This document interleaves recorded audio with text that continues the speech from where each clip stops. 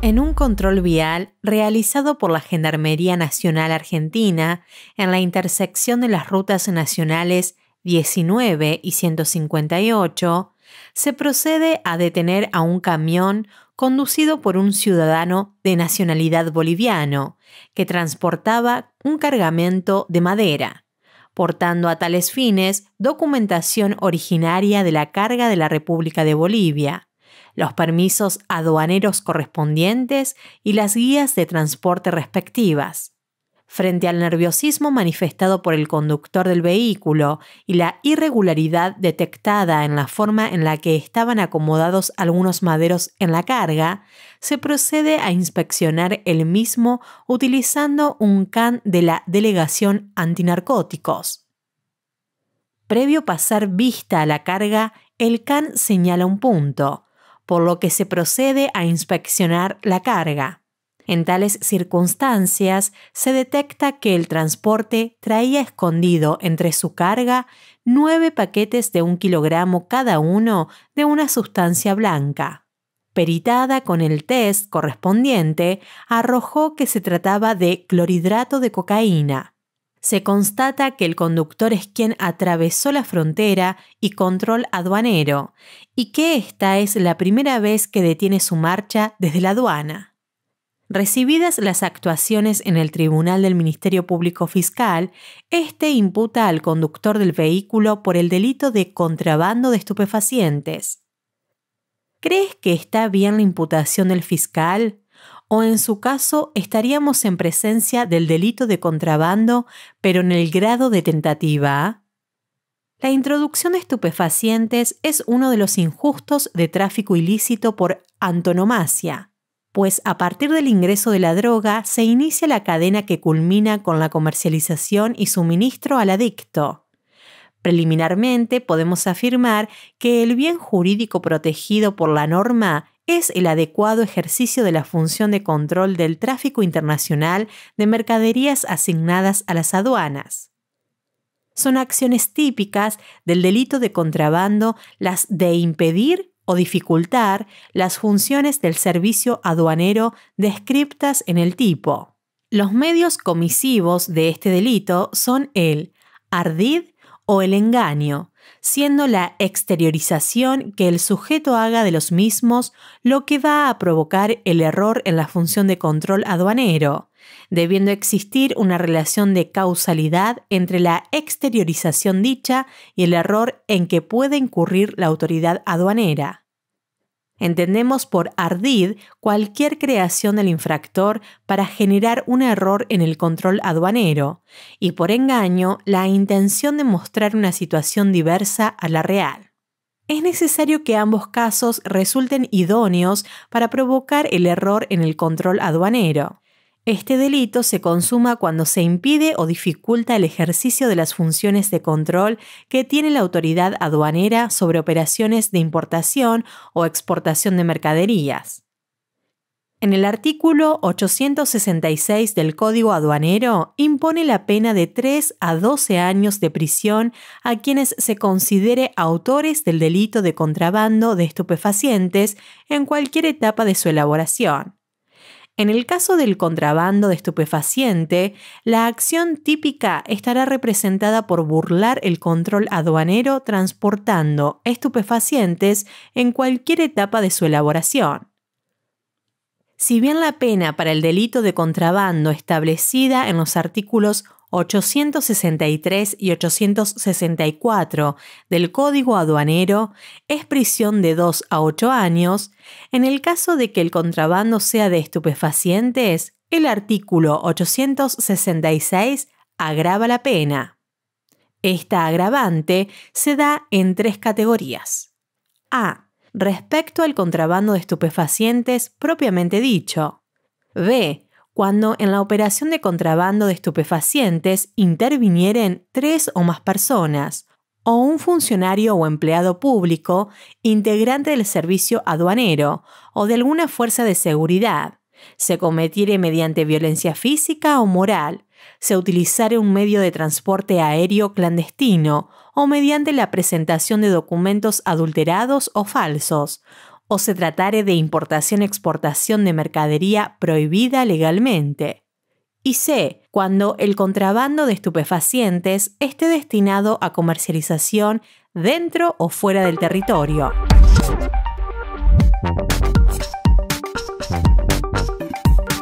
Siguiendo con el análisis de la situación problemática planteada en el bloque 1.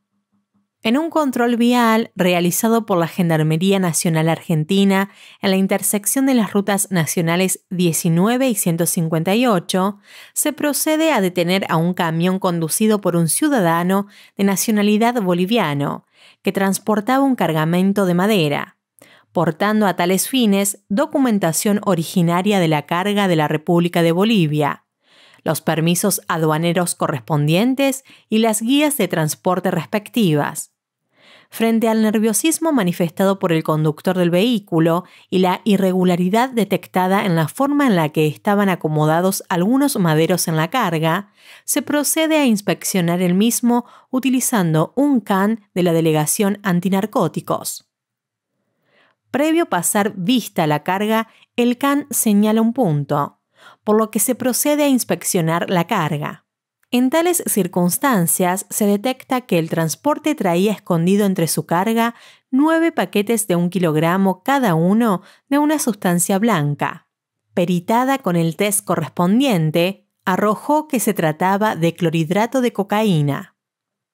La detención del vehículo en cuestión fue a partir de la información receptada en el tribunal y pasada a la Dirección Vial de la Gendarmería Nacional Argentina respecto al cargamento y tráfico de la droga, a partir de informe recibido de un agente de seguridad infiltrado en una organización narcoterrorista internacional actuando en calidad de agente encubierto. ¿Qué importancia entiendes tiene la figura del agente encubierto en las investigaciones criminales complejas?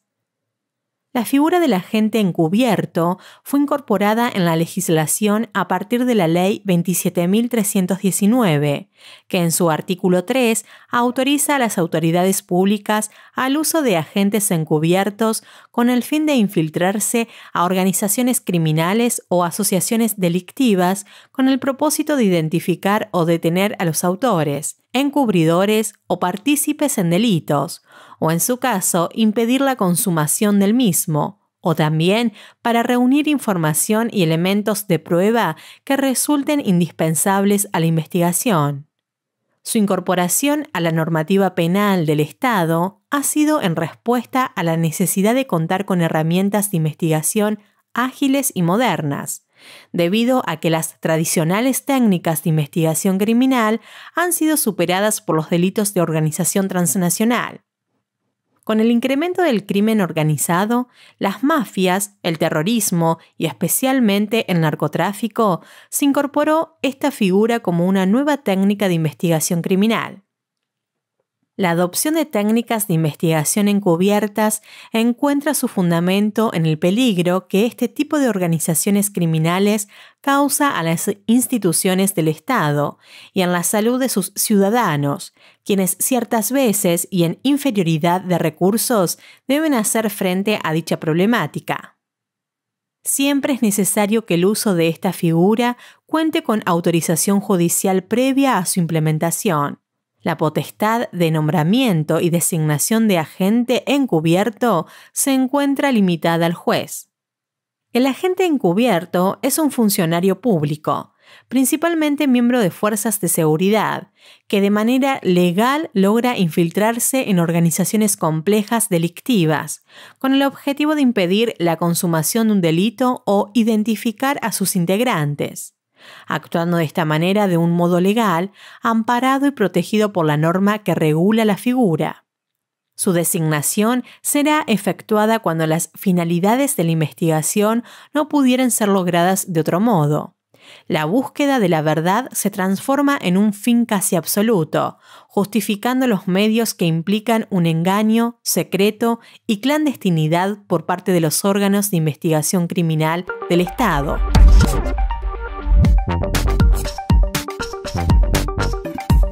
Siguiendo con el caso planteado anteriormente, el juez de la causa recepta indagatoria al imputado, quien al momento de celebrar el acto manifiesta que pretende hacer un acuerdo de colaboración con el Ministerio Público Fiscal, bajo la figura prevista en la Ley 27.304, oportunidad en la que celebra con dicho funcionario un acuerdo en tal sentido, indicando el origen de la droga que había introducido en contrabando, reconociendo su autoría del crimen y aportando datos de la organización transnacional a la que pertenece.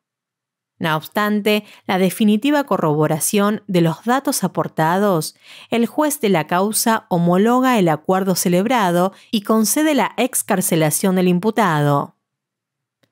¿Qué opinión te merece esta nueva posibilidad de investigación, ley del arrepentido, y cómo ves en su aplicación respetadas las garantías del derecho de defensa y debido proceso del imputado? La legitimación de la figura del arrepentido descansa, por lo general, en criterios utilitarios relacionados por la economía procesal, que significaría que un integrante de una organización delictiva aporte información sobre sus actividades criminales a cambio de la reducción de la pena. Basado en este principio de política criminal utilitaria, esta medida de investigación moderna para poder enfrentar la criminalidad organizada representa un atajo en el sistema procesal de producción de pruebas, que en algunos casos se encuentra reñido con los derechos y garantías acordados por nuestra Constitución Nacional y los tratados y pactos internacionales a los que nuestro país ha adherido en lo que respecta a las personas acusadas de comisión de delitos. Estrictamente relacionado con el acuerdo de cooperación judicial del delator, se encuentra el sentido y alcance de la prohibición de la autoincriminación forzada. Del principio nemo tenetur ipsum accusare dimanam, dos aspectos íntimamente vinculados. Por un lado, la prohibición de las autoridades públicas de ejercer coerción física o psíquica contra una persona acusada de un delito para lograr su confesión. Y por el otro, como medida profiláctica, la invalidez probatoria absoluta de esa confesión en un proceso penal. El juez tiene una función de garante o contralor del cumplimiento de la garantía establecida por el artículo 18 de la Constitución Nacional. Esto es, la autoincriminación debe ser voluntaria, es decir, el acusado no debe haber sufrido ningún tipo de apremio para declarar, pero también debe tenerse especial cuidado en que el agente fiscal y/o los funcionarios que intervengan en la etapa de investigación no hayan ejercido una presión psicológica sostenida sobre el acusado, en especial cuando éste se encuentra atravesando una etapa de depresión aguda. Al respecto, debe existir un margen de decisión del delator que permita juzgar esa cooperación judicial como voluntaria. En consecuencia, el juez debe tener especial cuidado en valorar todas las circunstancias que rodean al caso. Ahora bien, entiendo que la esencia de esta ley y su posible eficacia depende definitivamente de la correcta utilización de los propios medios de coerción que surgen del mismo articulado, toda vez que se premiara a quien delate primero y se evaluara para otorgar la reducción o no de la pena, el momento en que el imputado se quiebre. Cuanto más rápido, más eficaz para el proceso. El criterio utilitarista de esta normativa toma sentido si es que el imputado se halla ya privado de su libertad, si se le muestran los medios de tortura para coaccionarlo a confesar, como en las prácticas más oscuras de la Inquisición, de arrepentirse, de quebrarse en su voluntad, podrá gozar del proceso libre en su persona. De ahí la perversidad de la figura. Esto corrobora que el estado de detención influirá de manera decisiva en la decisión del beneficiario. En efecto, el cese de prisión es la joya más preciada en todo proceso penal y a él podrá llegarse a través de la posición para negociar que la información en poder del imputado le permita a su defensa, luego de la homologación del acuerdo y la posterior validación de los datos aportados. La redacción de la cláusula de excarcelación no deberá dejar lugar a dudas y bastarse a sí misma sobre el momento y la información que habilite a su procedencia.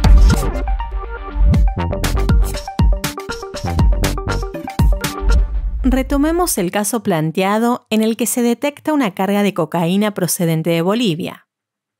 Se acumula a la presente causa investigación de narcocriminalidad iniciada en la Fiscalía Antinarcóticos de la provincia de Córdoba, a raíz de una presunta causa de narcomenudeo y en función de la delegación legal efectuada por Ley 26.052, es decir, la Ley de Desfederalización de Drogas, incorporada a la provincia de Córdoba por Ley Provincial número 10.067, y en virtud de la cual la investigación realizada, la intervención del agente encubierto y los datos aportados lo fueron en razón de la misma.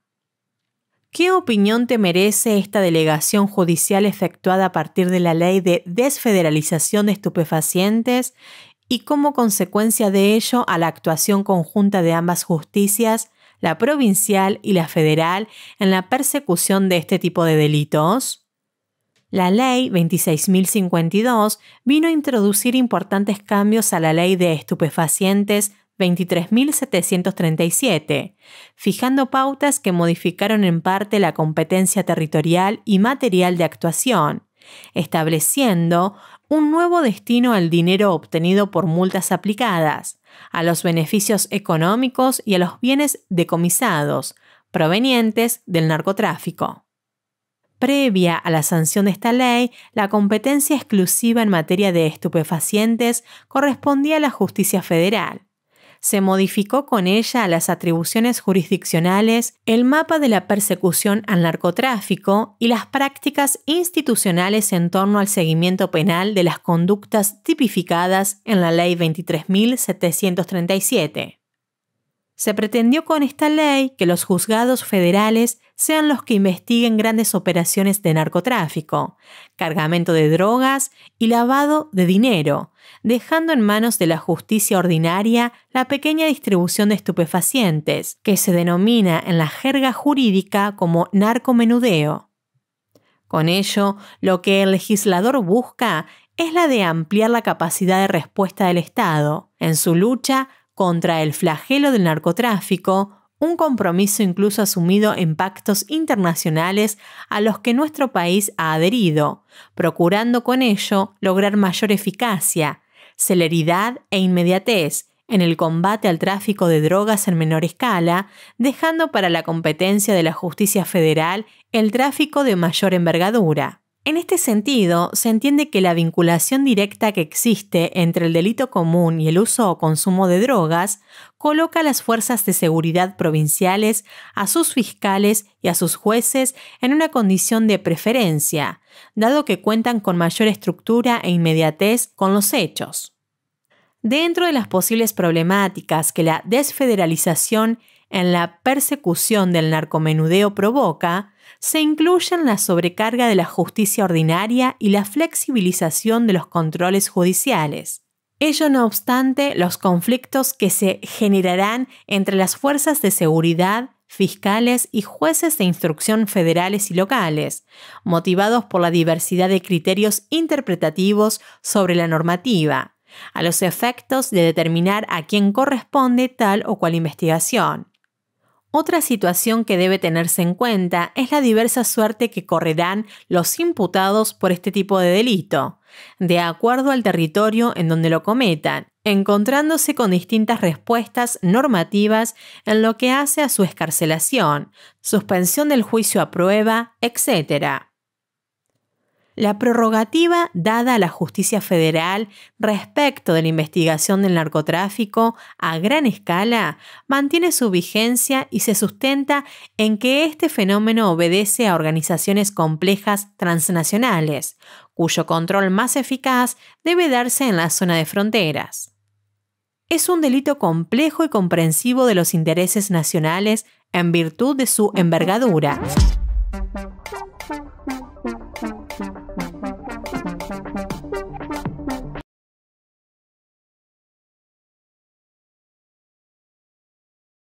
Esta actividad te permitirá poner en juego algunas habilidades vinculadas al aprendizaje.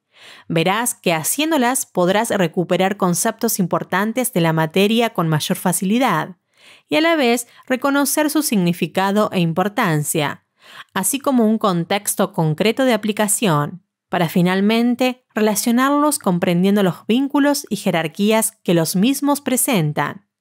A continuación, analizaremos la faceta relacionada al tráfico ilícito de estupefacientes, principalmente en lo referido al delito de contrabando, como así también las herramientas jurídicas diseñadas al combate del crimen organizado, principalmente las figuras del arrepentido, agente encubierto y otras figuras afines. Tu objetivo será confeccionar un informe en el cual 1. Identifiques qué delito les imputa el Ministerio Público Fiscal a los encartados y por qué motivo. 2. Señales qué sustancia es detectada en el control aduanero y cuál es el aporte fundamental que se destaca en esta causa. 3. Describas qué pena aplica el tribunal de condena y sobre qué fundamento legal se ampara para ello. 4. Comentes qué sucede con la sustancia secuestrada. Para realizar la actividad práctica debes 1. Repasar los conceptos de delito de contrabando, agente encubierto, arrepentido y ley de desfederalización de drogas. 2. Repasar los conceptos consignados principalmente en el artículo 864 del Código Aduanero. 3. Repasar los conceptos estudiados respecto al artículo 866 del Código Aduanero. Luego de la lectura del caso narrado, deberás presentar un informe en el cual identificaste cómo es tratada por nuestra legislación la problemática del delito de contrabando, en especial el de estupefacientes. También analizaste cómo se insertan en nuestra legislación las figuras del agente encubierto y del arrepentido y qué aportan las mismas a la investigación criminal. Finalmente, determinaste cuál sería el beneficio que trajo la ley de desfederalización de drogas a la investigación de los delitos de tráfico de estupefacientes. Así, pudiste llegar a conclusiones como, por ejemplo, las siguientes. Sobre el caso narrado se observa sobre la imputación realizada por el Ministerio Público Fiscal que imputa a los acusados del delito de contrabando de estupefacientes en grado de tentativa. Respecto a la sustancia secuestrada, el debido control aduanero y la colaboración aportada por el agente encubierto, se determina que la sustancia encontrada al momento del allanamiento es clorhidrato de cocaína. En cuanto a la pena de tentativa de contrabando dispuesta y la pena equiparable al delito de contrabando consumado, el juez, al sentenciar, considera a los imputados penalmente responsables del delito de contrabando de estupefacientes en grado de tentativa, aplicándoles la misma pena que la propuesta por el Código Aduanero para el delito consumado de contrabando.